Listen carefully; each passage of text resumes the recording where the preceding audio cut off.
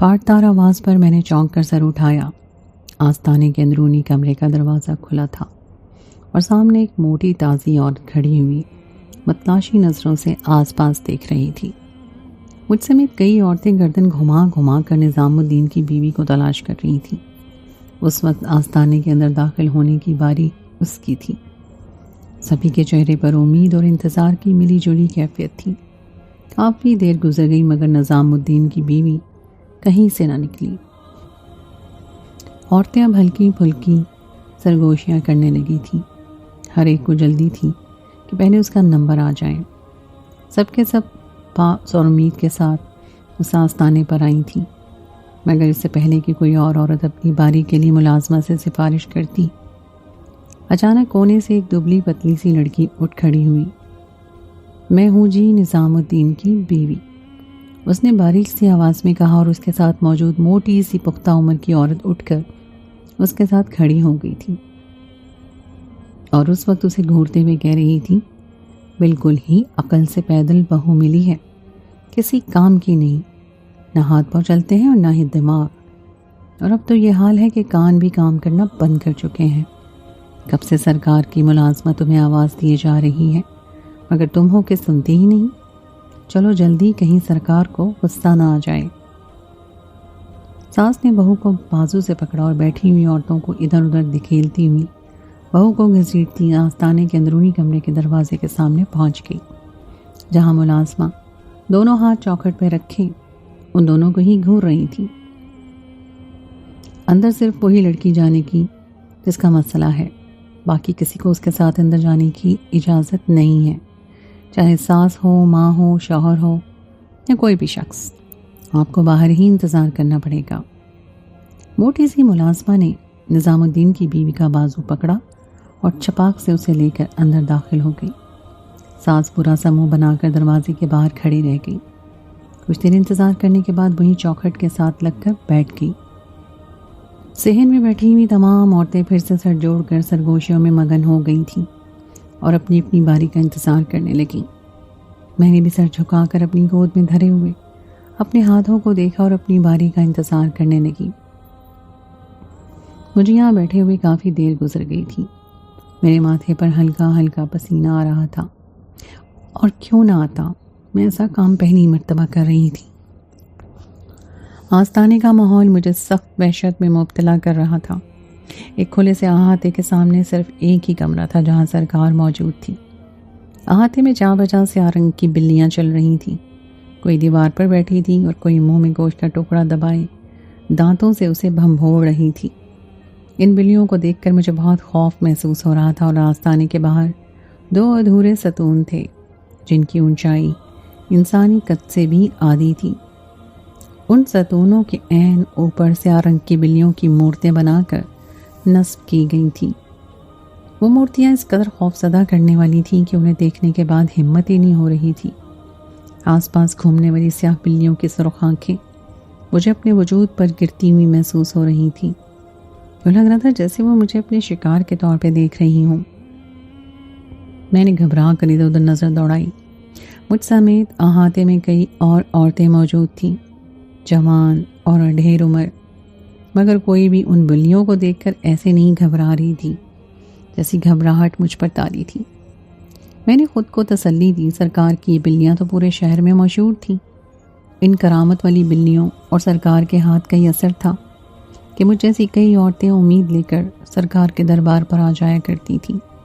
میں بھی آج اپنی خالی گود لے کر اسی امید پر سرکار کے آستانے پر آئی تھی کہ شاید سرکار کی دعا سے میری جھولی بھر جائے، مجھے اولاد مل جائے اور میرا شوہر مجھ سے محبت کرنے لگے۔ اس کا خیال آتے ہی میرے وجود میں جھرجھری سی دوڑ گئی۔ بے اختیار ہی میں نے اپنا ہاتھ اپنے گال پر رکھا جو ابھی تک سلگ رہا تھا۔ میرے گال پر چھپے ہوئے 5 انگلیوں کے نشان مجھے اپنی انگلیوں کے پوروں پر محسوس ہو رہے تھے۔ بے اختیار ہی مجھے آج صبح کا وہ منظر یاد آیا جب میں ناشتے کے برتن اور چائے کی پیالی اپنے شوہر کے سامنے رکھ رہی تھی۔ میری شکل دیکھتے ہی نہ جانے اسے کس بات کا غصہ آیا۔ اس نے زوردار ٹھوکر مار کر گرما گرم چائے کی پیالی کو دور پھینک دیا۔ چائے صحن میں بکھر گئی اور میں بے اختیار گھبرا کر ایک قدم پیچھے ہٹی۔ میرا شوہر چارپائی سے اٹھ کھڑا ہوا اور ہوتے ہی غضبناک نظروں سے مجھے گھور رہا تھا۔ میرے دوست وحید کے ہاں بچہ پیدا ہوا ہے، سبھی اولاد کی نعمت سے مالا مال ہو رہے ہیں، صرف ایک میں ہی بدقسمت انسان ہوں جو تم جیسی بانجھ عورت سے شادی کرنے کے بعد اپنی نسل کو بڑھا بھی نہیں سکتا۔ نہ جانے میری ماں کو تم میں کیا نظر آیا تھا جو اس نے ایک بانجھ اور بنجر عورت لا کر میرے سر پہ تھوپ دی۔ ماں کی آخری خواہش کا احساس نہ ہوتا تو کب کا تمہیں طلاق دے چکا ہوتا۔ اگر تم مجھے اولاد ہی نہیں دے سکتی تو کیا فائدہ تمہارا میری زندگی میں ہونے کا۔ کف اڑاتا ہوا بکتا جھکتا وہ گھر سے باہر نکل گیا تھا، مگر جانے سے پہلے ہمیشہ کی طرح وہ دائیں ہاتھ کا زوردار تھپڑ میری گال پر مارنا نہیں بھولا تھا۔ میں گال پر ہاتھ رکھ کے اس گھر سے جاتا دیکھتی رہی اور اپنے آنسو پیتی رہی۔ آج مجھے رہ رہ کر اپنی خالی گود کا احساس ہو رہا تھا۔ اس کے گھر سے جاتے ہی میں نے فیصلہ کر لیا تھا کہ میں اپنی اس خامی کو ضرور دور کروں گی۔ میں اپنی گود بھرنے کے لیے ہر ممکن کوشش کروں گی۔ میرے ذہن میں اسی عورت کا خیال آ رہا تھا۔ چند روز پہلے بازار سے واپسی پر میرے گھر پانی پینے آئی تھی۔ 60 سال کی اس عورت کی گود میں ایک ننھی سی بچی کھیل رہی تھی۔ مجھے لگا اس کی پوتی یا نواسی ہوگی، مگر میرے پوچھنے پر جب اس نے بتایا کہ یہ اس کی بیٹی ہے اور بلیوں والی سرکار کی دعا سے اس عمر میں وہ ماں بن گئی ہے، حالانکہ تمام عمر وہ بانجھ کہلاتی رہی، تو مجھے اپنے کانوں پر یقین نہیں آیا۔ نہ جانے کس نیت کے تحت میں نے اس سے بلیوں والی سرکار کا پتہ پوچھ لیا تھا۔ بلیوں والی سرکار کا ایک مشہور عورت تھی، میں نے اس کا چرچا پہلے بھی سن رکھا تھا۔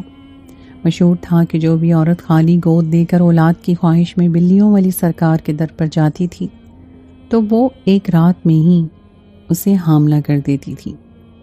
میں ان باتوں پر یقین تو نہیں کرتی تھی، مگر میرے شوہر کے رویے نے مجھے مجبور کر دیا تھا کہ میں یہ انتہائی قدم اٹھا لوں۔ یہی وجہ تھی کہ میں آج مغرب کے بعد بلیوں والی سرکار کے آستانے پر موجود تھی۔ عجیب بات تھی کہ بلیوں والی سرکار کی شرط یہی تھی کہ اس کی درگاہ پر اولاد کے حصول کے لیے آنے والی عورتیں صرف رات کے وقت ہی آئیں۔ اس وقت بھی مغرب کی اذانیں ہو چکی تھیں اور چاروں جانب سیاہی پھیلنا شروع ہو گئی تھی۔ ماحول کی پراسراریت میں اضافہ ہوتا جا رہا تھا۔ آسمان پر 14ویں کا چاند چمک رہا تھا اور جس کی وجہ سے آستانے کا منظر خوب روشن تھا۔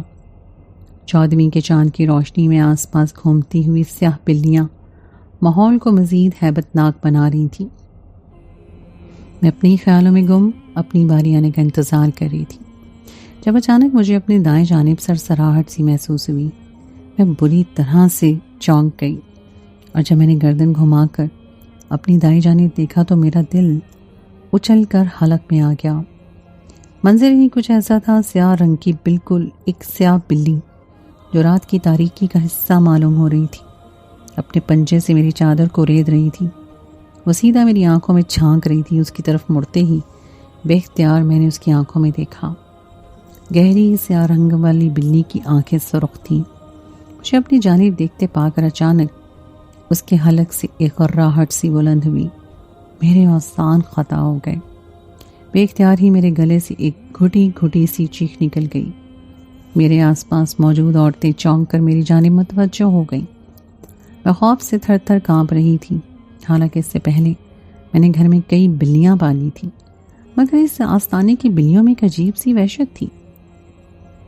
میرے ساتھ بیٹھی ہوئی ایک بڑی عمر کی عورت نے ہاتھ بڑھا کر بلی کو پچکار دیا۔ وہ مجھے گھورتے ہوئے پلٹ گئی۔ میری سانس میں سانس آئی، مگر اب مجھ سے انتظار نہیں ہو رہا تھا۔ میں چاہتی تھی کہ جلد از جلد میری باری آ جائے تاکہ میں آستانے سے واپس اپنے گھر جا سکوں۔ آج میرا شوہر اپنی ڈیوٹی کے سلسلے میں شہر سے باہر گیا ہوا تھا۔ یہی وجہ تھی کہ میں اس آستانے پہ رات کے وقت موجود تھی، ورنہ اس کے ہوتے ہوئے تو میرا گھر سے نکلنا ہی ناممکن تھا۔ آستانے کے اندرونی حصے کا دروازہ ہنوز بند تھا۔ اندر نہ تو کوئی آہٹ تھی اور نہ ہی کسی قسم کا کوئی شور۔ باہر بیٹھے ہوئے افراد صرف اندازہ لگا سکتے تھے کہ اندر کیا ہو رہا ہے۔ یقیناً اندر بلیوں والی سرکار اپنا خاص عمل کر رہی ہوگی، جس کے نتیجے میں ایک رات کے اندر وہ کسی بھی لڑکی کو حاملہ کر سکتی تھی۔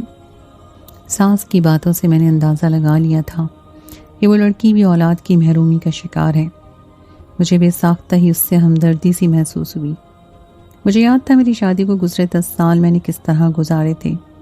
شادی کا ابتدائی سال تو ہنسی خوشی گزر گیا، مگر دوسرا سال لگتے ہی ہر کسی کی زبان پر بس ایک ہی سوال تھا کہ میں انہیں خوشخبری کب سناؤں گی۔ میں خود بھی تو اس خوشخبری کے منتظر تھی، مگر دن گزرتے گئے، مہینے سالوں میں بدلتے گئے، مگر مجھے ماں بننے کی نوید نہ مل سکی۔ رفتہ رفتہ میرا شوہر بھی مجھ سے بدسن ہوتا چلا گیا۔ ایک بانجھ عورت میں بھلا کس کو دلچسپی ہو سکتی تھی؟ جب تک ساس زندہ تھی وہ میرا خیال رکھتی، مگر ان کے انتقال کے بعد تو میں مزید تنہا ہو گئی تھی۔ مجھے اولاد کی کمی شدت سے محسوس ہونے لگی تھی۔ شوہر کا رویہ دن بدن بگڑتا جا رہا تھا، جس کی وجہ سے اب میں اولاد کے حصول کے لیے اس آستانے پر بھی موجود ہوئی تھی۔ مجھے اپنے آپ سے ایک لمحے کے لیے شرم سی آئی، مگر اسی لمحے آستانے کے اندرونی کمرے کا دروازہ کھلا۔ مجھ سمیت سبھی عورتوں نے چونک کر کمرے کی جانب دیکھا۔ آہستہ آہستہ دروازے کے دونوں پٹ اندرونی جانب کھولے جا رہے تھے۔ عورتوں کو سانپ سونگھ گیا تھا اور سبھی بےتاب نگاہوں سے اندر سے نکلنے والی نظام الدین کی بیوی کو دیکھنا چاہ رہے تھے۔ سبھی عورتیں جھانک جھانک کر دیکھنے کی کوشش کر رہی تھیں۔ اندر کمرے میں نظام الدین کی بیوی کمرے کے کھلے ہوئے دروازے سے نظر آئی۔ اس کی چادر اس کے سر سے اتر چکی تھی۔ آستانے کی ملازمہ نے ایک ہاتھ سے اسے سہارا دیا ہوا تھا۔ لڑکھڑاتے قدموں سے جس وقت نظام الدین کی بیوی نے چوکھٹ کے باہر قدم رکھا، باہر بیٹھی ہوئی اس کی سانس لپک کر اس کی جانب بڑھی۔ ارے آ گئی، کیا کیا بلیوں والی سرکار نے؟ مجھے تو اندر جانے ہی نہیں دیا۔ میں خود انہیں بتاتی تو بچہ پیدا کرنا نہیں چاہتی۔ نہ جانے تو نے ڈھنگ سے انہیں کچھ بتایا بھی ہے کہ نہیں۔ بس میری تو یہی دعا ہے کہ جلد از جلد میرے نظام الدین کی اولاد ہو جائے۔ نہ جانے تجھے بیاہ کے لانے کا فائدہ ہمیں کس دن موصول ہوگا۔ لڑکی کی سانس بلند آواز سے مسلسل بڑبڑا رہی تھی، مگر میری نظر مسلسل اسی لڑکی پر جمی ہوئی تھی۔ اس کی حالت کافی خراب لگ رہی تھی اور اس کا رنگ سرد پڑا ہوا تھا۔ اس نے ایک قدم اٹھایا تو میں بری طرح سے چونک اٹھی۔ اس میں ٹھیک سے چلا بھی نہیں جا رہا تھا۔ نہ جانے اندر اس کے ساتھ کیا ہوا تھا۔ اس کی خراب ہوتی ہوئی حالت کو دیکھ کر لڑکی کی سانس بھی اب چونک کر اس کی جانب متوجہ ہو چکی تھی۔ انہوں نے اسے بازو سے تھاما، مگر اس سے پہلے کہ وہ اپنی بہو کو کچھ بھی کہتی، وہ لڑکی منہ پہ ہاتھ رکھے ہوئے اچانک ایک جانب کر جھکتی چلی گئی۔ اسے زوردار ابکائی آئی تھی۔ میں بے اختیار اپنی جگہ سے اٹھ کھڑی ہوئی۔ وہ لڑکی آستانے میں خالی جگہ پر بیٹھی الٹی کر رہی تھی۔ اس کی سانس ہکا بکا اس کی جانب دیکھ رہی تھی۔ خود میری حالت بھی غیر ہو رہی تھی۔ اسے دیکھتے ہی مجھے اپنے پیٹ پہ گرہیں پڑتی ہوئی محسوس ہو رہی تھی۔ اچانک سے آستانے کی ملازمہ نے زوردار آواز میں کہا، مبارک ہو، تمہاری بہو حاملہ ہو چکی ہے۔ یہ الٹیاں اس کے حاملہ ہونے کی ہی نشانی ہے۔ بلیوں والی سرکار نے تمہارا کام کر دیا۔ اب تم نذرانہ پیش کرو اور اپنی بہو کو اپنے گھر لے جاؤ۔ جلد ہی تمہارے نظام الدین کے گھر اولاد کی خوشی آ جائے گی۔ ملازمہ کی بات ختم ہوتے ہی ساس کے چہرے پہ خوشی دوڑ گئی۔ ساری عورتیں بے یقین نظروں سے اس ساس بہو کی جانب دیکھے جا رہی تھیں۔ وہ لڑکی نے ڈھال سے انداز میں زمین پر بیٹھی ہوئی تھی۔ میری آنکھیں حیرت سے پھیل گئیں۔ کیا جو کچھ میں نے دیکھا تھا وہ واقعی حقیقت تھا؟ بلیوں والی سرکار کے بارے میں میں نے جو کچھ سنا تھا وہ سب آج اپنی آنکھوں سے دیکھ لیا۔ چند ہی لمحات کے اندر ایک لڑکی جو بانجھ تھی وہ اندر سے واپس آئی، مگر اس بار وہ حاملہ ہو چکی تھی۔ اس لڑکی کو دیکھتے ہی بے اختیار ہی میں نے اپنا دایاں ہاتھ اپنے پیٹ پہ رکھا۔ کیا آج کی رات میں بھی حاملہ ہو جاؤں گی؟ کیا مجھے بھی اب میری برسوں کی وہ خواہش سچ ہوتے ہوئے نظر آئے گی؟ کیا میرے آنگن میں بھی ننھے پھول کھلیں گے جن کی معصوم شرارتوں سے میری زندگی خوشگوار ہو جائے گی؟ اس کے بعد ایک سوالات میرے ذہن میں سر اٹھانے لگے۔ ہاتھ میں موجود عورتیں اب لڑکی کی سانس کو مبارکباد دے رہی تھیں۔ لڑکی کی سانس کا رویہ بھی اکثر تبدیل ہو چکا تھا۔ وہ دونوں ہاتھوں سے لڑکی کو سنبھالے اب اس احاطے سے باہر لے جا رہی تھی۔ لڑکھڑاتے قدموں سے چلتے ہوئے لڑکی بھی تقریباً اپنی سانس کے ساتھ گھسیٹتے ہوئے باہر جا رہی تھی۔ میں حسرت بھری نظروں سے دور تک اس لڑکی کو جاتا ہوا دیکھتی رہی۔ میرے خیالات کا سلسلہ تو اس وقت ٹوٹا جب آستانے کی چوکھٹ پہ کھڑی ہوئی ملازمہ نے میرا نام پکارا۔ رمشا بی بی کون ہے؟ اب تمہارا نمبر ہے، جلدی سے اندر آ جاؤ۔ بلیوں والی سرکار کا وقت بہت قیمتی ہے، اسے ضائع مت کرو۔ میرا دل اچھل کر حلق میں آ گیا۔ میری باری آ چکی تھی اور بلیوں والی سرکار مجھے اندر بلا رہی تھی۔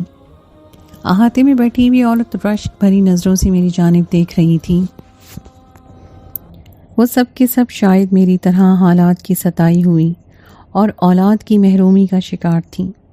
مجھے اپنی خوش قسمتی پر یقین نہیں آ رہا تھا۔ میرا دل زور زور سے دھڑک رہا تھا۔ آج مجھے اپنی برسوں پرانی خواہش کو حقیقت میں بدلتے ہوئے دیکھنا تھا۔ میری ہتھیلیوں پر پسینہ اتر آیا۔ میں نے اپنی چادر کو اپنے سر کے اوپر درست کیا اور دھڑکتے دل کو سنبھالتے ہوئے عورتوں کے درمیان میں سے گزرتے ہوئے ملازمہ کے پاس جا پہنچی۔ ملازمہ نے سر سے لے کے پیر تک بغور میرا معائنہ کیا۔ اس کی آنکھوں میں ابھرتی ہوئی ستائش میں دور سے ہی دیکھ سکتی تھی۔ شاید وہ بھی میرے حسن سے متاثر ہو رہی تھی۔ مجھے بیزاری سی ہوئی۔ بچپن سے لے کر آج تک میں لوگوں کے منہ سے اپنے حسن کے قصے سنتی آئی تھی، اس لیے اب مجھے اپنے لیے لوگوں کی نظروں میں ابھرنے والی ستائش کی عادت سی ہو گئی تھی۔ میں جانتی تھی میں بے حد حسین اور بھرپور جوانی کی مالک ہوں، مگر اس وقت میں کسی سے اپنی تعریف نہ کروانا چاہتی تھی۔ میری تو بس ایک ہی خواہش تھی کہ میں جلد از جلد اندر جا کر بلی والی سرکار سے ملاقات کر سکوں۔ شاید ملازمہ نے میرے چہرے پر میرے خیالات پڑھ لیے تھے۔ اس نے مجھے اندر آنے کا اشارہ کیا اور خود کھلے ہوئے دروازے سے اندر داخل ہو گئی۔ میں نے بھی دل کڑا کیا اور اس کے پیچھے دروازے سے اندر داخل ہو گئی۔ اندر کھپ اندھیرا تھا، 2 قدم آگے چل رہی تھی۔ میں نے دل کڑا کیا اور اس کے پیچھے دروازے کے اندر داخل ہو گئی۔ اس اندھیرے میں 2 قدم آگے چل کر بھی مجھے کچھ نظر نہیں آیا۔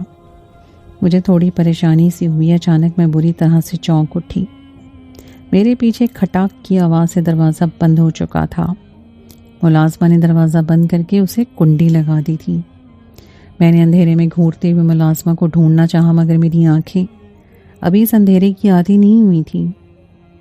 تبھی اچانک مجھے اپنے بازو پر آہنی ہاتھ کی گرفت محسوس ہوئی۔ چلو بلیوں والی سرکار تمہارا انتظار کر رہی ہے۔ یہ وہی ملازمہ تھی۔ اس کی پاٹدار آواز کمرے کی تاریکی میں گونج کر رہ گئی۔ میرا دل زور سے دھڑک رہا تھا اور ملازمہ نے مجھے اسی طرح پکڑے ہوئے گھسیٹنا شروع کر دیا۔ بے اختیار ہی میں اس کے ساتھ آگے بڑھنے لگی اور اب میری آنکھیں اندھیرے کی عادی ہونے لگی تھی۔ یہ لمبا سا کمرہ تھا اور کچھ ہی دیر کے بعد سامنے ایک اور دروازہ نظر آیا۔ یہاں پر پہنچتے ہی ملازمہ نے میرا بازو چھوڑ دیا۔ میں نے فوراً سے اپنی چادر کو درست کیا اور خود کو بلیوں والی سرکار کے سامنے جانے کے لیے تیار کر لیا۔ ملازمہ نے ہاتھ سے 3 بار ایک مخصوص انداز میں دروازے پر دستک دی۔ اس کا انداز بے حد عجیب سا تھا، جیسے وہ کسی کو اشارہ دے رہی ہو۔ دستک کی آواز سنتے ہی اندر سے آواز آئی، بھیج دو۔ یہ آواز سنتے ہی میرے وجود میں ایک سنسنی سی دوڑ گئی۔ میں نے سن رکھا تھا کہ بلیوں والی سرکار ایک عورت ہے، مگر آواز بھاری اور روبدار تھی۔ اگرچہ کہ وہ ایک زنانہ آواز تھی، مگر میں نے بہت کم ایسی روبدار آوازیں سنی تھیں۔ ملازمہ نے ایک ہاتھ سے دروازے کے پٹ کو دھکیلا۔ اندر سے روشنی کی ایک لکیر باہر نکل آئی۔ اندر والے کمرے میں روشنی تھی۔ ملازمہ نے مجھے اندر جانے کا اشارہ کیا اور میں دھڑکتے دل کے ساتھ اندر داخل ہو گئی۔ ملازمہ نے میرے پیچھے دروازہ بند کر دیا اور میں گھبرائی تو ضرور، مگر میں نے اپنی تمام تر قوتیں جمع کی اور اس جگہ کا جائزہ لیا جہاں میں اب پہنچ چکی تھی۔ یہ کھلا سا کمرہ تھا جس کے درمیان میں چھت کے اوپر ایک بڑی سی لائٹ روشن تھی۔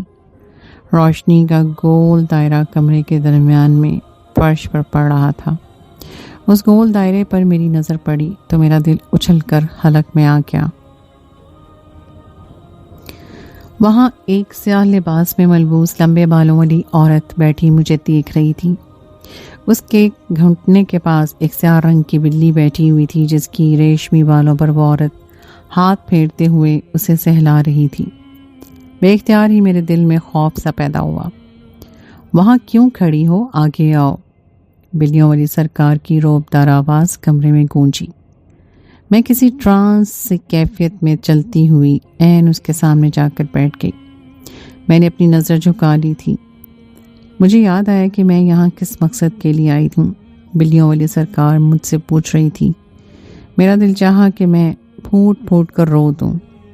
قسمت کی ماری ہونے کے ساتھ ساتھ میں ڈرپوک بھی تھی، اس لیے تو اپنی مشکل کے حل کے لیے یہاں آنے کے باوجود خود میں اتنی ہمت نہیں کر پا رہی تھی کہ کھل کر اپنا مسئلہ بیان کروں۔ شاید بلیوں والی سرکار نے جانچ لیا تھا۔ وہ بولی، شاید تم اولاد کی محرومی کا شکار ہو، کیا یہ بات درست ہے؟ میں نے اس کی بات کے جواب میں ہاں میں سر ہلایا۔ اس کے چہرے پر ایک اطمینان سا جھانکنے لگا۔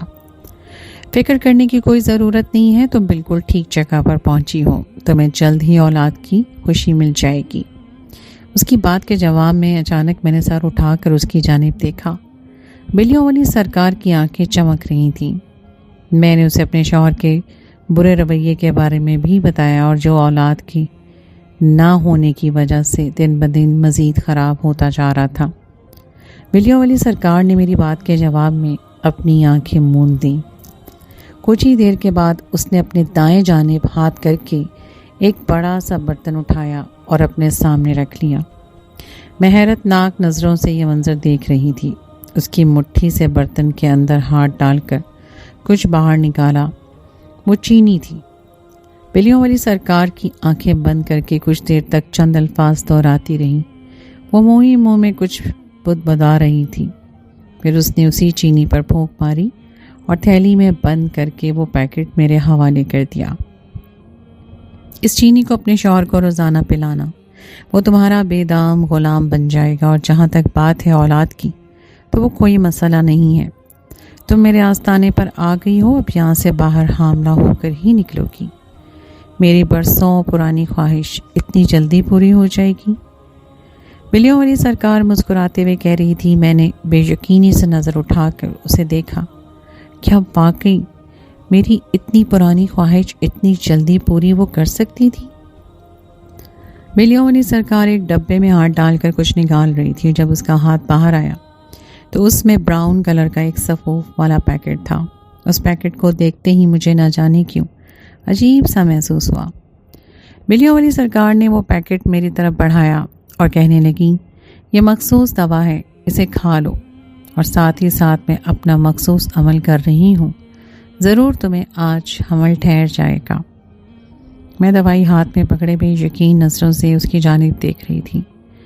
بلیوں والی سرکار نے پانی کا ایک گلاس میری جانب بڑھایا۔ میں نے فیصلہ کر لیا تھا کہ اب آر ہو یا پار میں اولاد حاصل کر کے ہی رہوں گی۔ میں نے وہ ساری دوائی اپنے منہ میں انڈیلی اور پانی کے گلاس کو منہ سے لگا لیا، اور کچھ ہی دیر کے بعد وہ سفوف میرے پیٹ میں منتقل ہو چکا تھا۔ اس کا ذائقہ عجیب سا تھا۔ سفوف نگلے مجھے چند ہی لمحے ہوئے تھے کہ اچانک ہی مجھے اپنا سر گھومتا ہوا محسوس ہونے لگا۔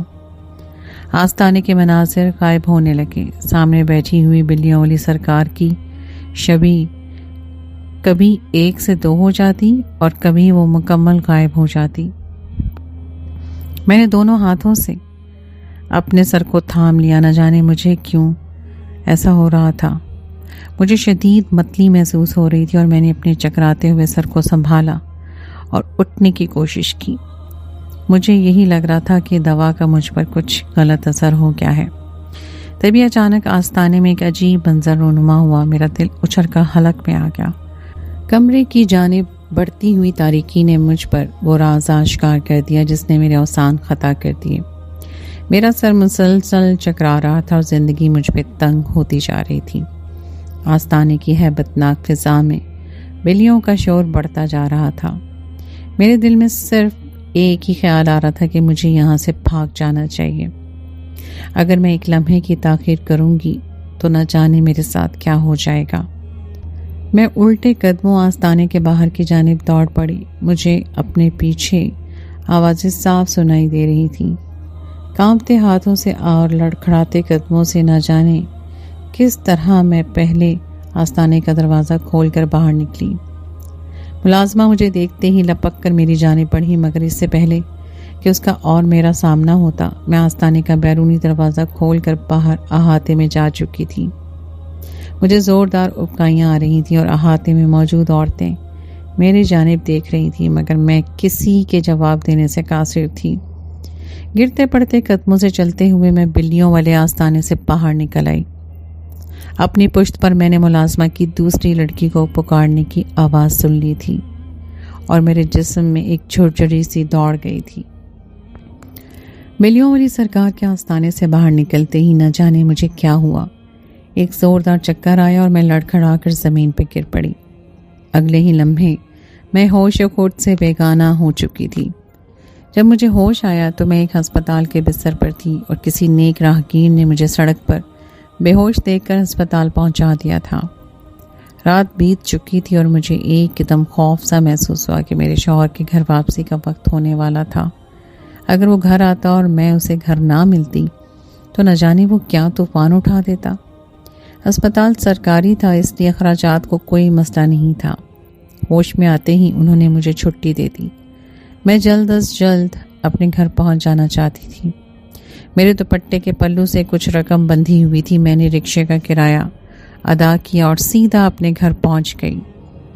میری خوش قسمتی تھی کہ ابھی تک میرا شوہر گھر نہیں پہنچا تھا۔ میں دھڑکتے دل کے ساتھ گھر کے اندر داخل ہوئی اور بستر پر ڈھیر ہو گئی۔ کل رات کے مناظر میرے ذہن میں کسی فلم کی طرح چلنے لگے تھے۔ بلیوں والی سرکار کے آستانے پر کل رات جو کچھ میں نے دیکھا تھا اس نے میرے اوزان خطا کر دیے تھے۔ کچھ دیر میری آنکھیں بند کیے خود پر قابو پانے کی کوشش کرتی رہی۔ سر میں شدید درد ہو رہا تھا مگر ارد گرد اٹا ہوا تھا۔ میں جانتی تھی کہ شوہر دوپہر تک دوسرے شہر سے لوٹ آئے گا اور میں غصہ نہ دلانا چاہتی تھی، اس لیے خاموشی سے اٹھی اور گھر کی صفائی کرنے لگی۔ مجھے ابھی کھانا بھی نہیں بنانا تھا جس وقت میں ماربل کے فرش پر پوچھا لگا رہی تھی کہ صاف کر رہی تھی، تب اچانک مجھے اپنے پیٹ کے نچلے حصے میں شدید درد محسوس ہوا۔ ایسا درد مجھے پہلے تو کبھی بھی نہیں ہوا تھا۔ میں پیٹ پر ہاتھ رکھے نیچے کی طرف بیٹھتی چلی گئی۔ مجھے شدید تکلیف محسوس ہو رہی تھی اور گھر میں کوئی بھی نہیں تھا۔ کچھ دیر تک میں بیٹھ کر خود کو سنبھالتی رہی، نہ جانے یہ کیسا درد ہے۔ شوہر کے آنے سے پہلے میں اسے نہیں بتاؤں گی کہ شاید وہ مجھے ڈاکٹر کے پاس لے جائے تو یہ تکلیف کم ہو جائے۔ ہلکے ہاتھ سے اپنے پیٹ کو دباتے ہوئے میں خود کو تسلیاں دے رہی تھی۔ درد کچھ کم ہونے لگا تھا، آہستہ آہستہ درد زائل ہو گیا تو مجھے کافی سکون سا ملا، نہ جانے کیسا درد تھا۔ میں یہ سوچتے ہوئے اٹھ کر کچن کی جانب اٹھی اور کافی سکون کے بعد اچانک میرے ذہن میں ایک جھماکا سا ہوا۔ بے اختیاری میں نے ہاتھ اپنے پیٹ کے نچلے حصے پہ رکھا۔ میرے لبوں پر ایک خوشگوار سی مسکراہٹ پھیل گئی۔ میں حاملہ ہو چکی ہوں کیا؟ میرے گھر میں بھی اولاد کی خوشی آئے گی؟ اور دل ہی دل میں سوچتے ہوئے بے یقین ہوئے جا رہی تھی۔ مجھے کل سرکار کے آستانے پر کھایا جانے والا وہ سحوف یاد آ گیا۔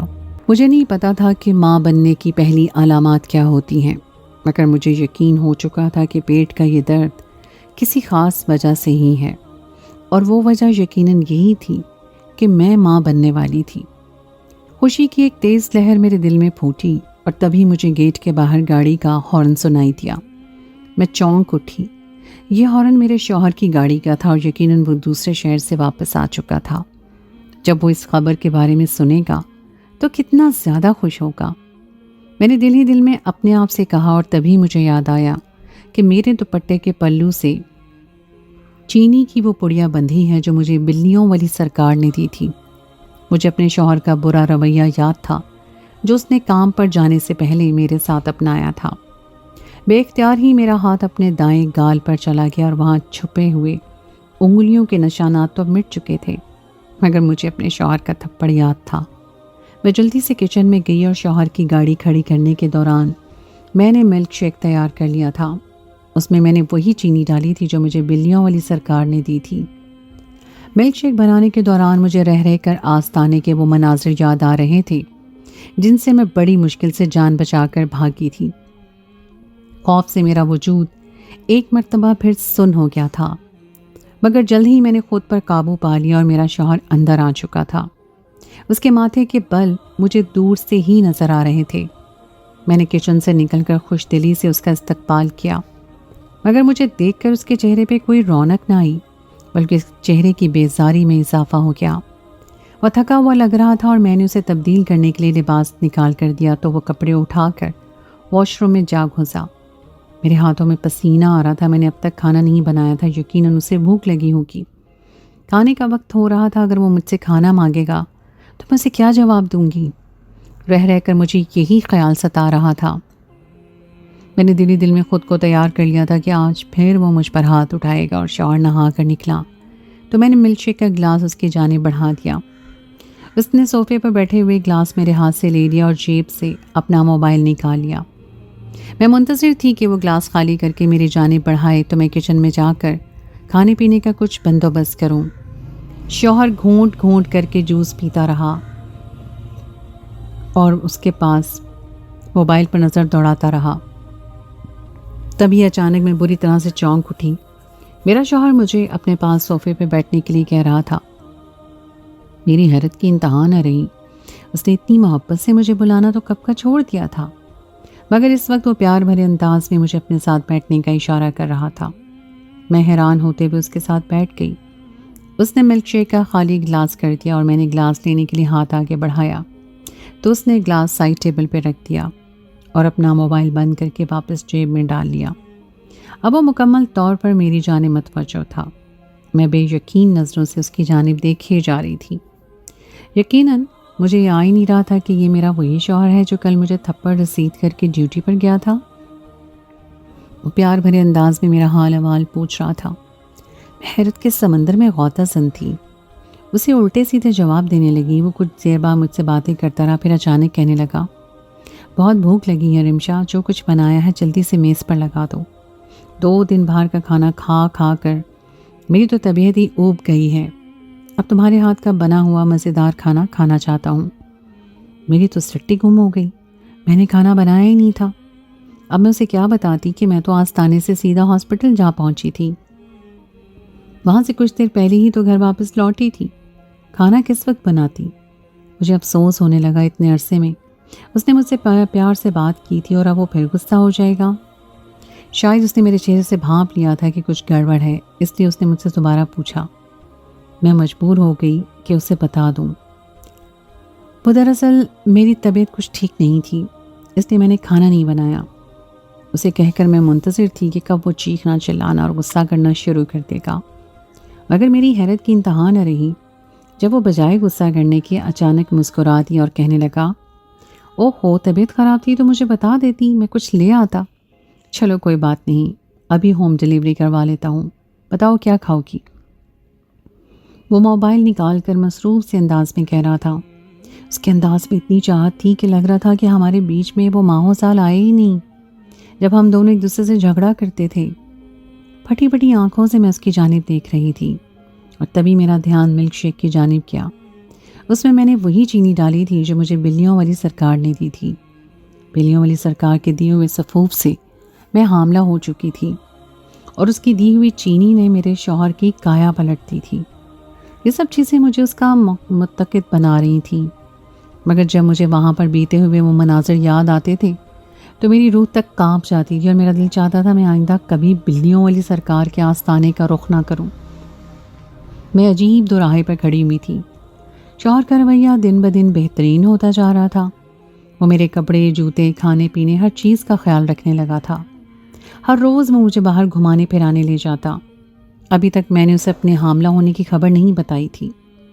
مجھے اپنے پیٹ کے نچلے حصے میں اکثر درد محسوس ہوتا رہتا تھا۔ میں سوچ ہی رہی تھی کہ کسی ڈاکٹر کے پاس جا کر چیک اپ کروا لوں تاکہ میں مستند خبر اپنے شوہر کو دوں۔ میں یہ سوچ سوچ کے مسکراتی رہتی تھی کہ جب اسے پتہ چلے گا کہ ہماری زندگی میں بہار آنے والی ہے تو اس کا کیا رد عمل ہوگا۔ اس روز بھی آئینے کے سامنے کھڑی ہوئی میں اپنے پیٹ کو جانچنے والی نظروں سے دیکھ رہی تھی۔ وہ پہلے سے کافی بڑا نظر آ رہا تھا اور ڈور بیل بجی۔ میں بری طرح سے چونکی۔ اس وقت کون آ گیا؟ گھڑی پر نظر ڈالتے ہی میں نے بیڈ پر پڑا ہوا دوپٹہ اٹھا کر اپنے اوپر اچھی طرح سے اوڑھا اور باہر نکل آئی۔ گھر میں اس وقت میرے علاوہ اور کوئی نہیں تھا، اس لیے مجھے ہی دروازہ کھولنا پڑا۔ چلتے ہوئے دروازے کے پاس جا پہنچی۔ میں نے اونچی آواز میں پوچھا، کون ہے؟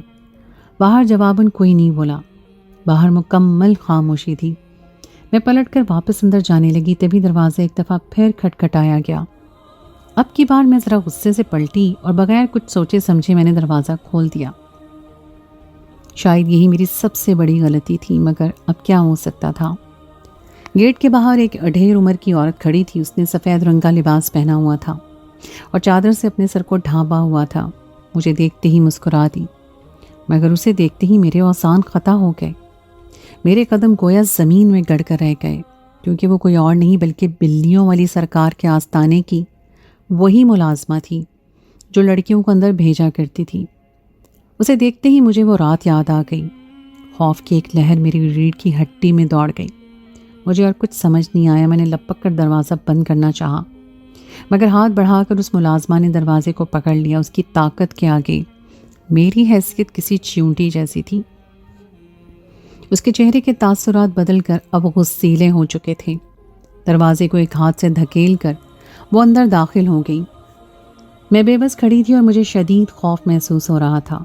نہ جانے وہ یہاں کیوں آئی تھی۔ عورت نے پلٹ کر دروازہ بند کر دیا اور میرے بازو کو پکڑ لیا، بالکل اسی طرح مجھے گھسیٹتے ہوئے وہ اندر لے کے جس طرح آستانے سے مجھے بلیوں والی سرکار کے پاس لے کر گئی تھی۔ اپنے ہی گھر میں میں کسی روبوٹ کی طرح اس عورت کے حکم مان رہی تھی۔ وہ مجھے لیے ہوئے ڈائننگ روم میں آ گئی اور خود بھی ایک صوفے پر بیٹھ گئی اور اپنے ساتھ مجھے بٹھا لیا۔ مجھے شدید خوف محسوس ہو رہا تھا۔ بھاگنے کی کوئی ضرورت نہیں ہے رمشا، میں یہاں پر تمہاری بھلائی کے لیے آئی ہوں۔ تمہیں بلیوں والی سرکار نے اپنے آستانے پر بلایا ہے، تمہیں ان کی حکم و دولی نہیں کرنی چاہیے۔ اس روز بھی تم نے ان کے معاملات میں رکاوٹ ڈالی تھی، وہ سخت غضبناک تھیں، مگر تم پر اللہ کا خاص کرم ہے کہ بلیوں والی سرکار کو تم پر رحم آ گیا اور وہ تمہیں ملاقات کے لیے بلانا چاہتی ہیں۔ انہوں نے تمہارے لیے خاص تحفہ بھی بھیجا ہے۔ اتنا کہتے ہیں اس عورت نے چادر کے نیچے سے اپنا ہاتھ باہر نکالا۔ اس میں ایک جدید موبائل فون تھا۔ کچھ دیر تک وہ موبائل پر انگلی پھیرتی رہی اور پھر اس نے اسکرین پر میرے سامنے کر دی۔ ایک پل کے لیے میرے اوپر ساتوں آسمان ٹوٹ پڑے۔ اسکرین کے مناظر میں مجھے اپنا آپ صاف نظر آ رہا تھا۔ آستانے پر میری ریکارڈنگ کر لی گئی تھی اور میرے خوف سے رنگ زرد پڑ چکے تھے۔ میں نے پھٹی پھٹی آنکھوں سے ملازمہ کی جانب دیکھا۔ وہ مجھے دیکھ کے مسکرا رہی تھی اور میرے الفاظ حلق میں اٹک کر رہ گئے تھے۔ ملازمہ نے فون بند کر کے واپس چادر کے نیچے کر لیا۔ یہ سب کچھ تو تم نے دیکھ ہی لیا ہے، یقیناً اب تم بلیوں والی سرکار سے ملاقات کرنے ضرور آؤ گی۔ وہ کل تمہارا انتظار کریں گی۔ تم دن کے وقت آنا اور کسی کو بھی اپنے آنے کی اطلاع مت دینا، ورنہ بلیوں والی سرکار خفا ہو جائیں گی۔ مانی خیز انداز میں مسکراتی ہوئی ملازمہ اب اٹھ کھڑی ہوئی تھی۔ میں اسی طرح اپنی چادر پر جگہ پر ساکت بیٹھی تھی۔ ملازمہ چلی گئی مگر میری حالت میں کوئی فرق نہیں آیا۔ مجھے اپنا گھر ڈوبتا ہوا محسوس ہو رہا تھا۔ کتنے عرصے کے بعد میرے گھر میں خوشیاں آئی تھیں، مگر نہ جانے میں کس گرداب میں پھنس گئی تھی کہ یہاں سے نکلنا میرے لیے ممکن نہیں رہا تھا۔ مجھے بلیوں والی سرکار سے ملاقات کے لیے جانا ہی تھا۔ میں جانتی تھی اگر ایسا نہ کیا تو یہ ساری ریکارڈنگز میرے شوہر کو دے دے گی اور وہ ایک لمحے کی تاخیر کے بغیر مجھے طلاق دے دے گا۔ میں کچھ نہیں کر سکتی تھی، اس لیے اگلی دوپہر کو تیار ہو کر میں بلیوں والی سرکار کے آستانے پر جا پہنچی۔ مجھے شدید خوف محسوس ہو رہا تھا۔ آستانہ بالکل خالی تھا، وہ میرے علاوہ اور کوئی نہیں تھا۔ میں نے کانپتے ہاتھوں سے احاطے کے اندر موجود دروازے پہ دستک دی جو اس وقت بھی بند تھا۔ کچھ ہی دیر کے بعد دروازہ کھل گیا اور سامنے وہی ملازمہ کھڑی تھی۔ مجھے دیکھ کے وہ مسکرا دی۔ بلیوں والی سرکار کو یقین تھا کہ تم یہاں پر ضرور آؤ گی۔ آؤ، وہ تمہارا ہی انتظار کر رہی ہیں۔ مجھے بازو سے پکڑ کر ملازمہ اندر لے جانے لگی اور بلیوں والی سرکار کے کمرے میں ویسا ہی وحشتناک ماحول تھا۔ میرا پورا جسم پسینے میں بھیگ گیا۔ کمرے میں بلیاں خون خوار انداز میں گھوم رہی تھیں۔ بلیوں والی سرکار درمیان میں بیٹھی اپنی سرخ آنکھوں سے مجھے گھور رہی تھی۔ اس کے پاس بیٹھی ہوئی بلی نے مجھے دیکھ کر اپنے حلق سے ایسی غراہٹ نکالی جیسے مجھے کچا چبا جائے گی۔ مجھے کیوں بلایا ہے؟ میں نے اپنی تمام تر ہمتیں جمع کر کے بہادر بنتے ہوئے بلیوں والی سرکار سے پوچھا۔ وہ مجھے دیکھ کر مسکرا دی اور مجھے اس کی آنکھوں سے آگ نکل رہی تھی۔ اسے مجھ پر شدید غصہ تھا، میں جانتی تھی، اور کیوں نہ ہوتا، میں نے اس روز اس کا کوئی ارادہ کامیاب نہیں ہونے دیا تھا۔ اچانک کمرے میں بائیں جانب ایک آہٹ سی ہوئی۔ وہاں لگا ہوا چھوٹا سا دروازہ کھلا اور کوئی اندر داخل ہوا۔ ایک پل کے لیے میں ساکت رہ گئی۔ اندر داخل ہونے والے اور کوئی نہیں بلکہ وہی 3 مرد تھے جنہیں میں اچھی طرح سے پہچانتی تھی۔ اونچے لمبے قد والے اور کسی باڈی بلڈرز جیسے دکھنے والے یہ تینوں مرد مجھے گھورتے ہوئے آگے بڑھ رہے تھے۔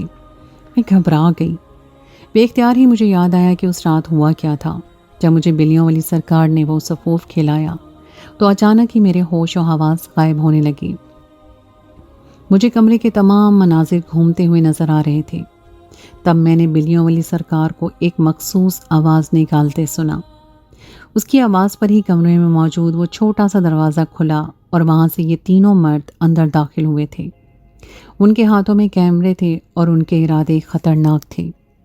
میں نے تب نیم بے ہوش ہو کر زمین پر گر چکی تھی۔ تب ایک شخص نے آگے بڑھ کر میرے سر پر سے چادر کھینچ لی۔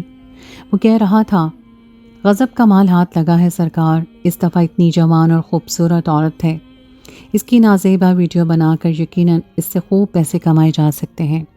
ایسی خوبصورت لڑکیوں کی ویڈیوز انٹرنیٹ پر دھوم مچا دیتی ہیں۔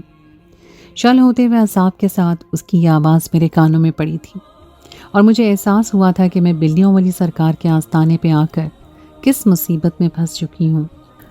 نہ جانے یہ کون لوگ تھے، بس وہی وہ لمحہ تھا جب میں نے اپنی تمام تر قوت جمع کی اور اپنی جانب بڑھتے ہوئے مرد کو زوردار دھکا دے کر آستانے سے باہر نکل بھاگی۔ احاطے میں اس روز بہت رش تھا۔ شاید یہی وجہ تھی کہ وہ تینوں افراد میرے پیچھے نہیں آئے۔ شاید انہیں یہ ڈر تھا کہ میں لوگوں کو سرکار کی اصلیت نہ بتا دوں۔ ایک دم چونک کر میں حال میں واپس آئی تھی۔ میں بلیوں والی سرکار کے آستانے پر موجود تھی۔ میں نے پلٹ کر اس عورت کی جانب دیکھا۔ وہ کہہ رہی تھی، آرام سے نیچے بیٹھ جاؤ، میں تمہارے ساتھ ایک سودا کرنا چاہتی ہوں۔ یہ تو میں جانتی ہوں کہ تمہیں تمہاری اصلیت پتہ چل گئی ہے۔ ہم یہاں پر آنے والی لڑکیوں کی نازیبا ویڈیو ریکارڈ کر کے انہیں انٹرنیٹ پر چلاتے ہیں اور لڑکیوں کو بلیک میل کر کے ان سے پیسے بٹورتے ہیں۔ مگر تم میں کچھ خاص ہے، تم میرے گروہ کے ساتھ کام کر سکتی ہو۔ تمہارے جیسی حسین لڑکیاں میں نے بہت کم دیکھی ہیں۔ اگر تم میرے ساتھ کام کرو تو ہم تمہیں مالا مال کر دیں گے۔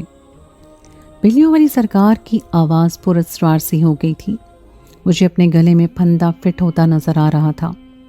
میں نے پلٹ کر ان تینوں مردوں کی جانب دیکھا۔ اب وہ 3 نہیں تھے بلکہ دروازے سے چند اور مرد بھی اندر داخل ہو رہے تھے اور وہ سب کے سب گھیرا بنا کر میرے ارد گرد کھڑے تھے۔ میں بھاگنے کی ساری راہیں بند کر چکی تھی۔ میں سوچ رہی تھی کہ یہاں سے نکلنے کا اب کوئی راستہ نہیں۔ شاید یہی زندگی اب میرا مقدر ہے یا پھر موت۔ میری آنکھوں میں آنسو امڑنے لگے۔ بلیوں والی سرکار کے چہرے پر فاتحانہ مسکراہٹ آ چکی تھی۔ وہ سارے مرد خوفناک ارادوں سے میرے جانب بڑھ رہے تھے۔ مانی خیز انداز میں ایک دوسرے کو اشارے کرتے اور کہے لگاتے ہوئے وہ سب مجھ پر ٹوٹ پڑنا چاہتے تھے۔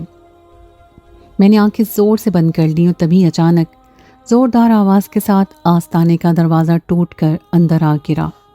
سبھی بری طرح سے چونک اٹھے۔ میں بھی بے اختیار پلٹی اور جو منظر مجھے نظر آیا اس نے مجھے حیران کر دیا۔ آستانے کے دروازے پر پولیس کی وردی پہنے میرا شوہر کھڑا تھا، مگر وہ اکیلا نہیں تھا۔ اس کے ساتھ پولیس کی بھاری نفری تھی جو اندر داخل ہوئی تھی۔ باہر سے آتے ہوئے پولیس گاڑیوں کے سائرن مجھے اندر تک سنائی دے رہے تھے۔ گرفتار کرو سرکار کو، اس کی ساری باتیں ریکارڈ کی جا چکی ہیں، یہ اپنے ہی پھیلائے ہوئے جال میں پھنس چکی ہے۔ میرا شوہر اپنے آدمیوں کو حکم دے رہا تھا۔ اگلے ہی پل بلیوں والی سرکار کو ہتھ کڑیاں ڈالی جا چکی تھیں۔ آستانے کے اندر گھومنے والی خون خوار بلیاں دم دبا کر نہ جانے کب کی بھاگ چکی تھیں۔ پولیس ایک ایک کر کے تمام افراد کو گرفتار کر کے لے جا رہی تھی۔ میں پھٹی پھٹی آنکھوں سے یہ سارا منظر دیکھ رہی تھی۔ کچھ ہی دیر کے بعد آستانہ بالکل خالی ہو چکا تھا۔ تمام لوگوں کو گرفتار کر کے پولیس وینوں میں بھر رہی تھی۔ آستانے کے اندر صرف میں اور میرا شوہر کھڑے تھے۔ میں بے یقینی سے اس کی جانب دیکھ رہی تھی۔ کیا وہ سب کچھ جانتا تھا؟ یہ سب کچھ کیا ہو رہا تھا؟ میرا دماغ سن ہونے لگا، مجھے کچھ سمجھ نہیں آ رہا تھا۔ تبھی میرے شوہر نے آگے بڑھ کر مجھے مسکراتے ہوئے دیکھا۔ اس نے مجھے دونوں کندھوں سے تھاما اور کہنے لگا، تم یقیناً حیران ہو رہی ہوگی کہ میں یہاں کیا کر رہا ہوں۔ کل دوپہر کو میں اچانک کسی کام سے گھر واپس آیا، گاڑی گھر کے باہر ہی کھڑی کر کے جب میں اندر داخل ہونے لگا تو دروازہ کھلا تھا۔ میں حیران ہوتے ہوئے اندر آیا تو ڈائننگ روم میں ایک عورت تم سے بلیوں والی سرکار کے آستانے کا ذکر کر رہی تھی۔ میں نے انجانے میں ہی تم دونوں کی ساری باتیں سن لیں اور مجھے پتہ چل گیا کہ تم بھی اس سرکار کی شکار ہونے والی ان ہزاروں لڑکیوں میں سے ایک ہو جنہیں یہ اپنے خفیہ مقاصد کے لیے استعمال کرتی ہیں۔ میں خاموشی سے واپس چلا گیا اور آج تمہارا پیچھا کرتے ہوئے ہم سب یہاں پر آن پہنچے۔ بلیوں والی سرکار کے خلاف ہمارے پاس کوئی ثبوت نہیں تھا۔ ہم عرصے سے اس طرح ہاتھ ڈالنا چاہتے تھے، مگر شاید تمہیں پتہ نہیں، تمہاری ہینڈ بیگ میں نے خفیہ ریکارڈنگز کر لی تھیں۔ یہاں پر تمہارے ساتھ جتنی بھی گفتگو کی گئی ہے وہ سب پولیس ریکارڈ میں ہے۔ میں نے حیران ہوتے ہوئے ہاتھ میں پکڑے ہوئے ہینڈ بیگ کی جانب دیکھا اور میرا شوہر میرا کتنا خیال کرتا تھا، مجھے اب تک یقین ہی نہیں آ رہا تھا۔ اچانک میرے شوہر کے چہرے پر افسوس زدہ سے تاثرات ابھر آئے۔ وہ کہہ رہا تھا کہ میں تم سے اپنے پچھلے رویے کی معافی مانگتا ہوں۔ 2 روز کے لیے میں دوسرے شہر گیا، مگر یہ 2 روز تمہاری جدائی میں نے اس طرح گزارے کہ مجھے یقین ہو گیا کہ میں تمہارے بغیر نہیں رہ سکتا۔ اولاد کی کمی مجھے شدت سے محسوس ہوتی ہے، مگر اس کا مطلب یہ نہیں کہ میں تم پر ظلم و ستم کرنا شروع کر دوں۔ میرے برے رویے کے لیے مجھے معاف کر دو۔ آئندہ تمہیں مجھ سے کوئی شکایت نہیں ہوگی۔ میرا شوہر کہہ رہا تھا اور میں حیران نظروں سے اسے دیکھے جا رہی تھی۔ تبھی مجھے یاد آیا، میں نے اب تک اسے ٹھیک سے بتایا ہی نہیں تھا کہ مجھے شک تھا کہ میں حاملہ ہو چکی ہوں۔ میں بے اختیار اپنے پیٹ پر ہاتھ رکھنے لگی۔ میں نے اسے دھیرے سے بتا دیا۔ اس کے چہرے پر بے یقین سی خوشی پھیل گئی۔